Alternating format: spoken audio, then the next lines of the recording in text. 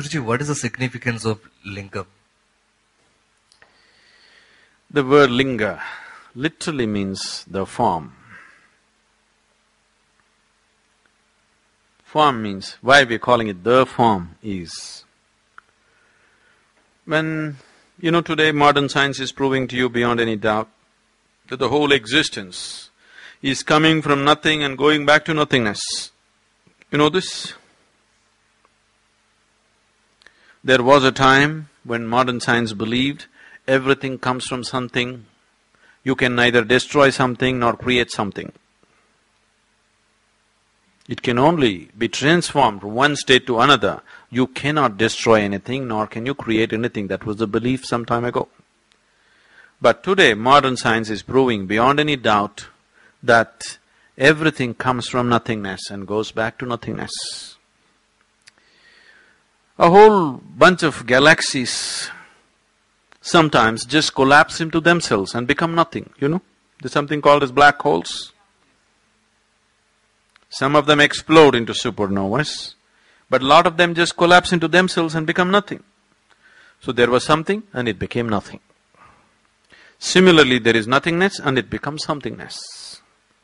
Nothingness is the very basis of all that is something in the creation, please see. Only because there is a vast nothingness, somethingness has happened in the form of tiny galaxies. If you look up in the sky, generally the way your vision is made is, you think it's full of stars, but that's not the reality. The reality is there's a vast empty space, just tiny spots of stars. Isn't it? That's a reality.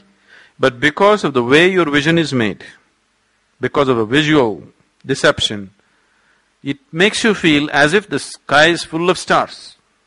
The sky is full of emptiness, just a little bit of stars, just a little bit of salt and pepper. Rest is all darkness and emptiness. So everything springs from that and goes back to that. When the unmanifest begins to move towards the manifest, when the first manifestation begins, the first form that the energy takes is the form of an ellipsoid. You know what's an ellipsoid? A perfect three-dimensional ellipse is an ellipsoid. The first form is always a perfect ellipsoid. A perfect ellipsoid is what is being referred to as a linga. This we have always known. Yoga has always been saying this. Every human being who's gone deep enough into himself has always known this. But today, modern cosmologists have taken pictures of various galaxies and they say the core of every galaxy is an ellipsoid. Do you know this? No? The core of every galaxy, if you take pictures of it, is always an ellipsoid. So the first form that the unmanifest, when it begins to manifest, it takes the form of an ellipsoid. If you become meditative to a point where you become loose with your body, then you will notice once again your energies become an ellipsoid. That means before dissolution, the final form that you take also is an ellipsoid. So the first form is an ellipsoid, the final form is an ellipsoid.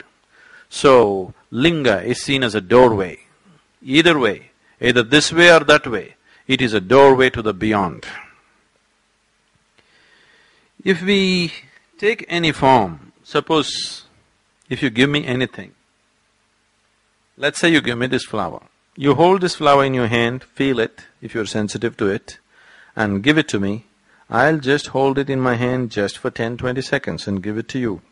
You will see it'll feel very different.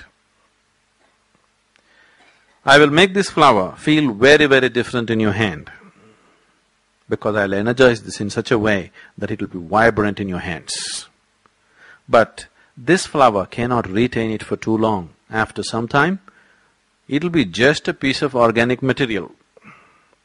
But if you form a perfect ellipsoid, if you form a linga the way it should be and energize it, it'll be a perennial storehouse of energy. There is a whole science as to how to build a linga. the different dimensions, the different qualities that you can attribute to it. It is just that this science, which is very essential and very fundamental science, has been lost to some extent or to a large extent because the bhakti movement swept the country about 700, 800 years ago. The bhaktas took over temple building. So the science of how to make it, they dropped it because for a bhakta means a devotee is not interested in any science. It is just the strength of his emotion. Isn't it? You know. Just simple strength of emotion. He is not interested in any science. So when devotees started building temples, they started building it whichever way they like. It's their love affair. You know, no rules, no science, no nothing. Their love affair just made them do lingas whichever way they feel like it. So, the science of making it sort of receded. But if it is properly made, it can be such a powerful energy form that people can experience it in an enormous way. It can be a great tool of transformation for people. Have you sat there for some time, any of you? You should just sit there, don't believe any nonsense. Simply sit there, don't think of Shiva and all this business. Simply just sit there, without any prejudice about it, without any beliefs about it, just sit there. It will shake you from the root of your spine. It will just set forth a completely different process within you. Without a single instruction, you will be initiated into a very powerful process in the presence of Dhyana Linga. There's too much behind it. Let's not go at it now. Those of you who want to know much more about it, most of you have the Mystics' Musings. The last chapter is all about Dhyana Linga.